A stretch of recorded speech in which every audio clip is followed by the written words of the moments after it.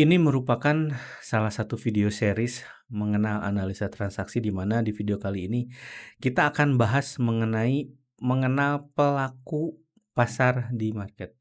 Maksudnya kita mengetahui bahwa di market ini ada beberapa macam pelaku, ada retail, ada asing, ada institusi dan lain-lain.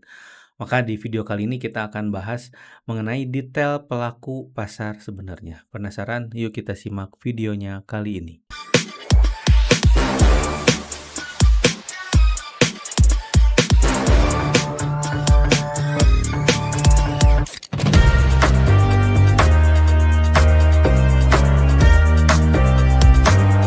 Selamat pagi teman-teman, ketemu lagi bersama Dian Akbar di Saham Mantul. Ini merupakan video series di mana di video kali ini kita akan bahas mengenai pelaku pasar. Jadi ini video kedua series mengenal analisa transaksi. Di video kali ini kita akan belajar mengenai pelaku pasar. Apa aja sih pelaku pasar? Jadi spektrum pelaku pasar di mana dalam dunia pasar modal beragam pelaku memainkan peran penting, seperti ada institusi besar. Kalau institusi besar mungkin kita kenal dengan paus gitu ya, menguasai pasar, sementara market maker atau bandar berfungsi sebagai saknya yang mengarahkan likuiditas di sisi lain. Jadi investor retail diibaratkan ikan teri yang membentuk dinamika pasar yang lebih kompleks. Jadi kalau kita perhatikan pelaku pasar ini ada beberapa pelaku gitu ya, ada ikan besar, ada ikan hiunya, ada ikan pausnya, dan ada ikan-ikan retail kecilnya. Nah, disinilah kita pahamin bahwa sebaiknya itu siapa sih yang membelinya, sebaiknya itu siapa sih yang memborongnya. Kalau misalkan membelinya ini banyak retail itu bahaya banget, atau misalkan yang membelinya ini institusi besar, nah ini menarik banget, atau misalkan yang membelinya ini market maker, nah itu yang perlu teman-teman pahami gitu ya. Nah, institusi besar itu apa sih? Institusi besar itu dia berperan sebagai big whales dalam pasar modal, yaitu menggerakkan arus likuiditas dan mempengaruhi harga sahamnya.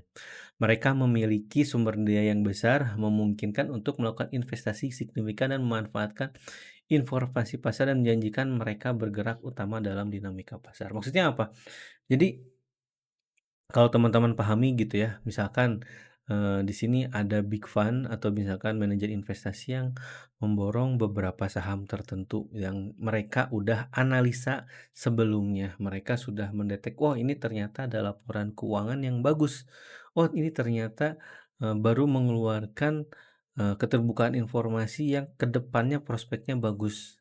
Nah, itulah institusi-institusi itulah yang bisa kita follow. Biasanya siapa? Biasanya itu pihak asuransi, biasanya itu pihak dari manajer investasi dana reksa, atau misalkan pihak dari, asuransi-asuransi, atau biasanya, manajer investasi yang dia dititipkan atau dia mengelola dana besar oleh, orang. Bisa jadi mungkin dana reksa tadi yang sebutin, asuransi, dana pensiun, dan lain-lain.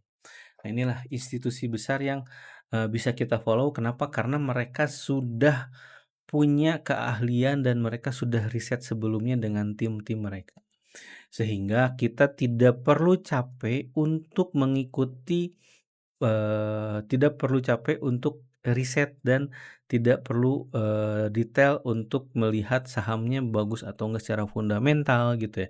Sahamnya oke, ke depannya prospeknya seperti apa. Nah, itu kita tidak perlu, mungkin bisa melihat tapi tidak perlu detail.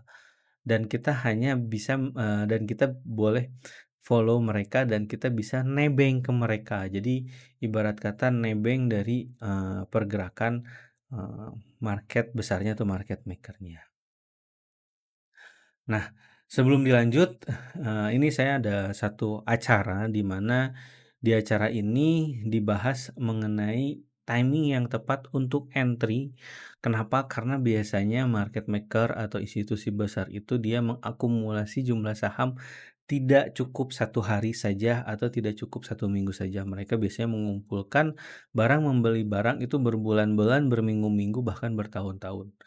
Nah, di workshop ini nanti kita akan bahas mengenai bagaimana sih pergerakan dari market maker-nya, bagaimana sih pergerakan dari smart money-nya. Nah, itu kita akan detek dari pergerakan akumulasinya, dan kita pelajari dari bid offer-nya, di mana dari bid offer ini kita bisa mendeteksi mana sih yang akan gerak, mana sih yang masih ditahan gitu ya. Dan titik berapakah entry yang tepatnya gitu menggunakan bid offer. Jadi kalau teman-teman pengen belajar secara langsung dan bisa tanya jawab, teman-teman bisa daftar dan acaranya memang sengaja 1 bulan lagi atau 2 minggu lagi. Kenapa? Supaya teman-teman bisa belajar sebelum acara. Karena sebelum acara ini kita akan buka grup di mana di grup kita akan share case-case tertentu, tipe-tipe saham tertentu dan tipe-tipe bid offer yang menarik, mana yang masih diakumulasi dan mana yang sudah distribusi gitu ya. Nah, makanya selain teman-teman dapat ilmu di awal, teman-teman juga dapat harga spesial di mana sebelum 31 April teman-teman bisa dapat diskon sampai dengan 50% di harga 499.000. Jadi sebelum harganya naik, sebelum ke harga normal, teman-teman bisa manfaatin kesempatan ini. Ya, kita lanjut ke materi di mana kita melihat di sini adanya market maker atau teman-teman sering disebut dengan bandar gitu ya. Bandar atau market maker berperan sebagai arsitek dalam perdagangan. Mereka mengatur dinamika pasar dengan strategi yang cermat dan mirip dengan konduktor yang mengarahkan orkestra. Melalui pengolahan, likuidasi, dan penciptaan pasar, mereka memastikan setiap transaksi berlangsung dengan harmoni dan efisiensi.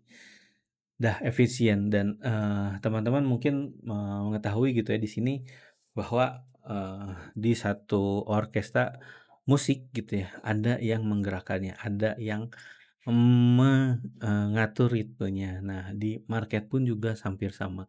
Kadang kalau kita tidak punya trading plan, kadang kalau kita tidak punya metode, kita bisa jadi digocek, kita bisa jadi dikecoh oleh pergerakan mereka. Makanya kita harus perkuat metodenya, kita harus perkuat strateginya supaya kita tidak terperangkap dari kecohan mereka. Nah, inilah yang terjadi. Makanya kapan kita beli buy on breakout, kapan kita beli buy on weakness itu tergantung dari perilakunya dan tergantung dari analisanya. Nah, pentingnya analisa transaksi itu seperti itu. Di mana kita melihat pola marketnya, pola perilakunya itu seperti apa. Retail seperti apa, asing seperti apa, terus institusi seperti apa, itu yang teman-teman bisa pelajari menggunakan analisa transaksi. Nah, jadi kekuatan crowd atau dalam dunia investasi crowd retail menjadi kekuatan yang signifikan. Ribuan investor individu berkontribusi dalam pasar, membentuk dinamika dan menggerakkan harga saham. Kluster inilah yang menciptakan momentum dan peluang dan menjadikan partisipasi masyarakat dalam investasi semakin penting dan relevan. Jadi makin banyak dinamika, makin banyak sikap atau yang ikut di pelaku pasar itu makin dinamis harganya. Jadi saya menghormati ada yang scalping, ada yang day trade, ada yang BSJP gitu, ada yang invest, ada yang swing. Nah, itu tuh membuat apa? Membuat pasar ini bergerak. Kebayang kalau semuanya itu menganut investor semua gitu ya. Jadi saham yang perusahaannya yang apa namanya? Perusahaannya yang rugi itu udah tiba-tiba ARB dan harganya nggak bergerak, turun dan udah gitu, karena semuanya pada jual gitu. Terus atau misalkan saham yang baru untung gitu ya, tiba-tiba langsung loncat naik. Nah, itulah makanya perlu ada yang swing, ada yang scalping, di mana nggak langsung semuanya ARA, nggak semuanya ARB. Dia menjaga gitu. Jadi yang scalping dia tektokan gitu ya, dia bergerak 1-2% dia jual, terus dia turun, akhirnya harganya turun, terus yang swing juga ngambil ketika koreksi, nanti ketika naik scalping jual lagi, terus dinamikanya seperti itu karena dengan ke apa, kebinekaragaman tipe investor ini yang bikin dinamika di market.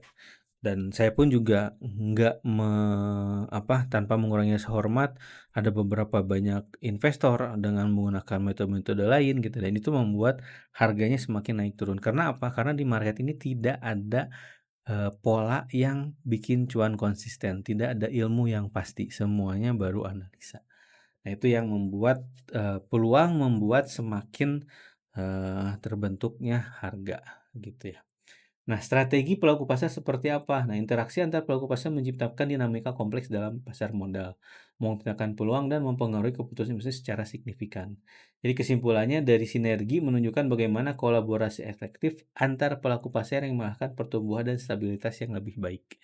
Jadi, pelaku pasar yang ada ini kayak institusi, retail, asing, dan macamnya lagi itu membuat apa, membuat market ini jadi dinamis.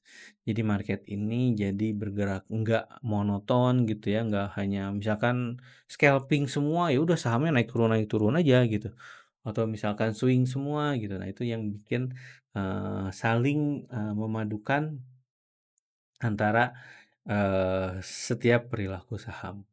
Jadi komponen dan perilaku di market ini macam-macam dan teman-teman harus pahami apa yang harus kita follow, apa yang harus kita tidak follow. Kalau misalkan teman-teman kelihatan di sini ya, eee, apa namanya, eee, kapal besar, di mana di kapal besar ini ada beberapa kapal-kapal kecil yang mengikuti. Jadi teman-teman jangan sampai ngikuti kapal kecilnya udah TP, teman-teman padahal sebenarnya kapal besar ini masih terus berjalan, masih terus ke arah yang, tujuan utama gitu. Tapi kalau teman-teman follow kapal kecil ini yang ternyata, "Oh ini saya udah TP aja lah, udah," teman-teman ikut, ya udah, padahal sebenarnya big money-nya ini belum kemana mana, big money-nya ini masih konsisten. Nah, itu bisa teman-teman pahamin, di mana kita harus ngikutin big whales-nya atau ngikutin smart money-nya, jangan sampai teman-teman salah mengikuti, dan itu adalah konsep dari analisa transaksi, di mana kita bisa mendetek pergerakan dari big money-nya, kita bisa melihat big kapalnya itu arahnya perginya kemana. Gitu teman-teman, semoga video ini bermanfaat dan semoga video ini membantu teman-teman dalam memahami, analisa transaksi. Sampai ketemu lagi di video selanjutnya. Assalamualaikum warahmatullahi wabarakatuh.